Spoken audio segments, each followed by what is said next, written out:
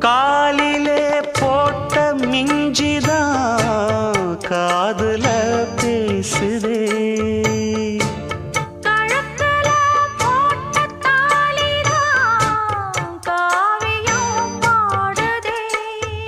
நெத்தி சுட்டியாடும் உச்சந்தலையில் பொட்டு வச்சதாறு நான் தானே.